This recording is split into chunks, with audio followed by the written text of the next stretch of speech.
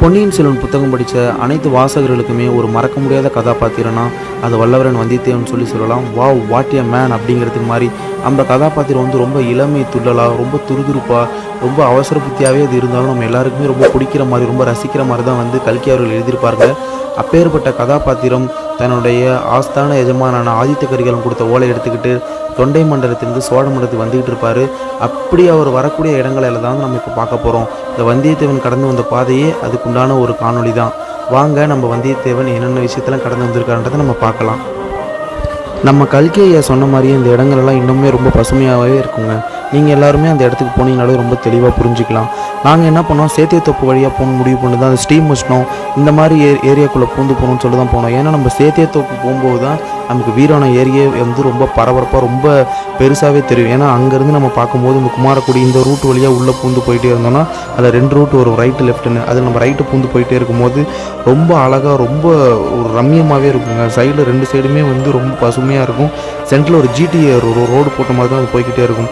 வந்தியத்தேவன் எப்படி ஒரு குதிரை எடுத்துகிட்டு போனாரோ அதே மாதிரி தான் நாங்களும் வண்டியில் போயிட்டே இருந்தோம். அதுக்கப்புறம் ஒரு பள்ளம் குடிகள் உள்ள ஒரு ரோடு, அந்த ரோட்டில் ரொம்ப கடந்து போயிட்டே இருக்கும். சேத்தியத்தோப்பு அணைக்கட்டு வந்துச்சு. அந்த அணைக்கட்டு ரொம்ப பயங்கரமாக இருக்கும். நாங்கள் என்ன பண்ணிட்டோம், அணைக்கட்டை சுற்றி மறுபடியும் அந்த அணைக்கட்டு வழியாக தான் ஒரு ரூட்டுக்குள்ளே போயிட்டே இருந்தோம். அப்படி நாங்கள் போகும்போது தான் வீரான நீர்த்தேக்கமே வந்துச்சு. இந்த ஏரியா பார்க்கும்போது ரொம்ப கம்மியாக தாங்க இருக்கும். ஏன்னா இது போய்கிட்டே இருக்கும். இது வந்து ஒரு வத்தாத ஆறு மாதிரி ரொம்ப ஒரு நீளமாக போய்கிட்டே இருக்கும், கடல் மாதிரியே. இப்போ நம்ம பார்த்துட்டு இருக்கிறது எல்லாமே வந்து ரொம்ப குறைவான அகலம் குறைவாக இருக்கிற இடத்துல தான் நம்ம பார்த்துக்கிட்டு இருக்கோம். அப்படியே போய்கிட்டே இருந்தோம்னு வச்சுக்கோங்களேன், ரோடு போய்கிட்டே இருக்கும். சைடில் பார்த்தா அந்த வீராணம் ஏரி இருந்துக்கிட்டே இருக்கும். ரொம்ப பெருசாக இருக்கும் போக போக. எதுக்காக நாங்கள் இப்படி பண்ணோம் அப்படின்னா, எடுத்தவொடனே பெருசாக இருக்க இடத்த காட்டக்கூடாது, சின்னதாக இருக்க இடத்த காட்டணும்னு சொல்லிட்டு தான் சேத்தியத்தோப்பு அணைக்கட்டு வழியாக வந்துக்கிட்டே இருக்கும். அப்படி நாங்கள் வரும்போது தான் ஒரு இடத்துல நின்று ரொம்ப காமெடி பண்ணிகிட்டு இருந்தோம். எனக்கு இந்த ஏரியை பார்த்தோன்னே உள்ளே போயிட்டு குளிக்கணும்னு சொல்லிட்டு ஒரு பயங்கர ஆசை. ஆனால் நமக்கு நேரம் இல்லை அப்படின்ற பட்சத்துக்கு கிட்ட போயிட்டு நான் ரொம்ப ரம்மியமாக அழகாக ரசிச்சுட்டு தான் இருந்தேன். உள்ளே குதிச்சிட்றா கைப்புள்ளன்னு ஒரு பக்கம் எனக்கு தோணுச்சு. இருந்தாலும் வேண்டாம், போகக்கூடிய காரம் கெட்டு போகக்கூடாது அப்படிங்கிறதுக்காக மனசை மாற்றிட்டு கரையில் இருந்து எம்பி குதிக்கிற மாதிரி ஃபோட்டோஸ் எல்லாம் எடுத்துக்கிட்டு அங்கேருந்து கிளம்பி வந்துக்கிட்டே இருந்தோம். இப்போ அந்த இடத்துலேருந்து கொஞ்சம் தூரம் போகும்போது நமக்கு வந்து ஃபுல்லாகவே சரௌண்டிங்கை சுற்றியே ஒரே பயங்கரமாக இருக்கும். இது வந்து நம்ம பாதி இடத்துக்கிட்ட ரீச் ஆகிட்டோம். அப்படிங்கும் போதே இது உங்களுக்கு பெருசாக தெரியும். இல்லப்பா, மேட்டூர்ல இருந்து தப்பிச்சு ராசா வைக்க வழியா ஒரு முதல்ல வல்ல பர்வத்தா. முதலையா? அட முதலைக்கு பிறந்தவன முதலே சொல்லப்படாதா? பாதியில வந்து நின்று அங்கிட்டும் போக முடியாம இங்கிட்டும் போக முடியாம அலமோதிக்கிட்டு இருக்க. இப்ப முதலைங்கிறடா.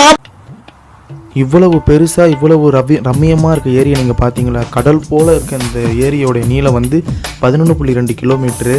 இதோடைய அகலம் வந்து 4 கிலோமீட்டர். நம்ம ஸ்டார்டிங்கில் பார்க்கும்போது கம்மியாச்சு. பார்த்தீங்கன்னா இங்கே பார்த்தீங்களா எவ்வளோ பெருசாக இருக்குன்னு சொல்லிட்டு. 10ஆம் நூற்றாண்டில் ராஜாத்திய சோழர் வெட்டின ஏரி தான் இந்த ஏரி. இந்த ஏரி இங்கேருந்து சென்னை வந்து 235 கிலோமீட்டர் இருக்குது.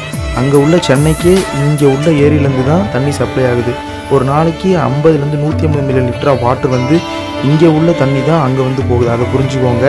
அது இல்லாமல் இதோடைய மொத்த கொள்ளளவு எவ்வளோன்னு பார்த்தீங்கன்னா 1465 million cubic feet of water. இவ்வளோ தண்ணியை தேங்கி வச்சுருக்க இந்த ஏரி யாரால் கட்டப்பட்டிருக்குன்னு நீங்கள் பாருங்கள். எத்தனை பேர் இதுக்காக வேலை செஞ்சுருப்பாங்க. எல்லாத்தையும் நீங்கள் ரொம்ப கண் கூட பார்த்து தெரிஞ்சுக்கோங்க. இவ்வளோ பெரிய ஏரியை வெட்டினது எவ்வளோ பெரிய சாதனை. சோழருடைய மிகப்பெரிய சாதனையில் இதுவும் ஒன்று.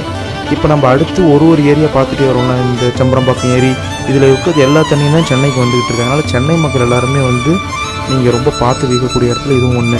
அடுத்து வீரநாராயண பெருமாள் கோவில். இந்த கோவிலை பார்க்காத ஆடே கிடையாது. புத்தகம் படிக்கும்போது இங்கே ஆழ்வார்க்கடியனாக இருக்கட்டும், வந்தியத்தேவனாக இருக்கட்டும், இவங்க பண்ணுற அலப்பறையே ஒரு பயங்கர ஜோஸாக தான் போயிட்டே இருக்கும்.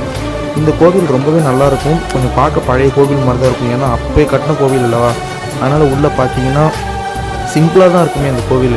நீங்கள் உள்ளே போக போக பார்த்தீங்கன்னா உள்ளார வீடியோ எடுக்க அலோடே கொடுக்க மாட்டாங்க. அதாவது அந்த கோவிலுடைய கருவறையில் வந்து வீடியோ எடுக்க அலோடே கிடையாது. நானும் 3 தடவை போயிட்டு, ஆனால் என்னால் அந்த இடத்துல வீடியோ வந்து எடுக்கவே முடியல. பாக்கெட்டில் வச்சாலும் கண்டுபிடிச்சிடுறாங்க. ஸோ அதனால் அது சரௌண்டிங்கில் இருக்க எல்லா ஏரியாவும் நான் வந்து வீடியோ எடுக்க ஆரம்பிச்சிட்டேன். இங்கே தான் ஆதித்த கரிகாலனுடைய கொலை சம்பந்தமான கல்வெட்டு இருக்குது பார்த்தீங்களா, காட்டுமன்னார்குடி கல்வெட்டு. அந்த கல்வெட்டு இங்கே தான் இருக்குன்னாங்க. நான் 3வது தடவை வந்துட்டேன். இன்னும் என்னால் அந்த கல்வெட்டை கண்டுபிடிக்க முடியல. நான் வர நேரம் பார்த்து எனக்கு தெரிஞ்சவங்களை காண்டாக்ட் பண்ணி பண்ணலான்னு பார்ப்பேன். அப்பயும் அதுக்கு டைம் கிடைக்காது. ஸோ அதனாலே கோவிலுக்குள்ளே போகிறது, சாமியை கும்பிட்றது, சுற்றி வர்றது, இப்படியே எனக்கு நேரம் போயிடுச்சு. 3 தடவை வந்துட்டேன். 3 தடவை என்னால் அந்த கல்வெட்டை கண்டுபிடிக்க முடியலை. இப்போ இங்கே பார்த்துக்கிட்டே இருந்தீங்கன்னு வச்சுக்கோங்க, கீழே ஒரு கிணறு இருக்கும். அந்த கிணத்துல தண்ணி பார்த்திங்கன்னா கீழே இருக்கும். ஆனால் அந்த இடம் எல்லாமே ரொம்ப அருமையாக ரொம்ப அழகாக தான் செதுக்கியிருப்பாங்க அந்த கோவில் எல்லாமே. நானும் இந்த கோவிலை சுற்றி வந்திருக்கேன். ரொம்ப சந்தோஷமாக இருக்கும். ஏன்னா நம்ம படிச்சிருக்கோம் புத்தகத்தில், அப்படிங்கும்போது நேராக அந்த இடத்த பார்க்கும்போது வந்து என்னமோ ஒரு மாதிரி சாதிச்ச ஃபீல் இருக்கும். அதே மாதிரி தான் மேலக்கடம்பூர் இந்த கோவிலும் ரொம்ப அழகாக இருக்கும். இந்த கோவிலில் பொன்னியின் செல்வன் வரலாற்று நிகழ்வுன்னு சொல்லிட்டு மேலே போஸ்டரில் போட்டிருக்காங்க பாருங்கள். இந்த கோவிலுக்குள்ளே ஃபஸ்ட்டு போகிறதுக்கு எனக்கு ஹெல்ப் பண்ணது வந்து பிரபுன்னு ஒரு பையன், அந்த பையன் உங்களுக்கே தெரியும். அப்புறம் ஸ்வேதான்னு ஒரு பொண்ணு, காட்டுமன்னார் கோவில் தான். இவங்கெல்லாம் சொல்லி தான் அந்த நான் மேலக்கடம்பூர் கோவிலுக்கே போனேன். அந்த கோவிலுக்கு போகும்போது தான் எனக்கு நிறைய விஷயங்களே புரிஞ்சுது. இந்த சம்புவரர்கள் வந்து ரொம்ப அழகாக அந்த கோவிலை கட்டியிருந்தாங்க. நீங்கள் பார்க்குறீங்க பார்த்தீங்களா, அப்படியே தேர் மாதிரியே இருக்குது பார்த்தீங்களா. இதோடைய சிற்பங்கள் எல்லாம் அவ்வளோ சூப்பராக இருக்கும். கீழே பாருங்கள் சக்கரம்லாம் இருக்குது பாருங்கள். ரொம்ப அழகாக அந்த கோவிலை ரொம்ப வடிச்சே பண்ணியிருப்பாங்க. முன்னாடி பார்க்க ரொம்ப சிம்பிளாக இருக்கும் சாதாரண கோவில்னு. அப்படியே சாமி கும்பிட்டு பின்னாடி வந்தீங்கன்னா ரொம்ப அழகாக இருக்கும். அப்படியே தேர் மாதிரியே இருக்குது பார்த்தீங்களா. பாருங்கள், நீங்களே பாருங்கள், ஒரு சிற்பமும் அவ்வளோ அழகாக செதுக்கியிருப்பாங்க. அப்படியே கிட்ட போய் அந்த தேருடைய சக்கரத்தை நீங்கள் சுற்றி விட்டு பார்த்தீங்கன்னு வச்சுக்கோங்களேன், அவ்வளோ அழகாக இருக்கும். நானும் அப்படி தான் உங்களுக்காக காட்டுறேன் பாருங்கள். ஏன்னா என்னாலே நம்ப முடியல, அவ்வளோ அழகாக அதை செதுக்கியிருப்பாங்க. அந்த சிங்கமும் அப்படி தான் இருக்கும், ரொம்ப அழகாக அந்த பல்லுலாம் இருக்குது பாருங்கள். இது எல்லாமே ரொம்ப அழகாக அவங்க ரொம்ப சூப்பராகவே எல்லாமே செதுக்கியிருக்காங்க. நான் அவங்க செதுக்கின எல்லா விஷயத்தையும் பக்கத்துல வந்து ரொம்ப அழகாக பார்த்துக்கிட்டேன்னா எனக்கு மனசே வரல அங்கேருந்து போகிறதுக்கு. சரி, என்ன பண்ணுறது, இதெல்லாம் மிஞ்சி நம்ம போய் தானே ஆகும்னு சொல்லிட்டு கோவிலை சுற்றி நானும் வந்துக்கிட்டே தான் இருந்தேன். ஏன்னா அந்த புத்தகம் படித்த எஃபெக்ட் அப்படி. ஒரு வழியாக சோழர்களை பற்றி நம்ம நிறைய தெரிஞ்சுக்கிட்டோம்னு நினைக்கிறேன். அந்த வீரநாராயண ஏரி, மேலக்கடம்பூர் கோவில், பெருமாள் கோவில், இது எல்லாத்தையுமே பார்த்துட்டோம். மறுபடியும் இந்த பழைய அறை, இந்த மாதிரி வீடியோ எல்லாத்தையும் உங்களை கண்டிப்பாக நான் சந்திக்கிறேன். அதுவரை உங்களிடமிருந்து விடைபெறுவது வாங்கினா வணக்கங்க சேனலுக்காக கார்த்திகேயன் மற்றும் சந்தோஷ்.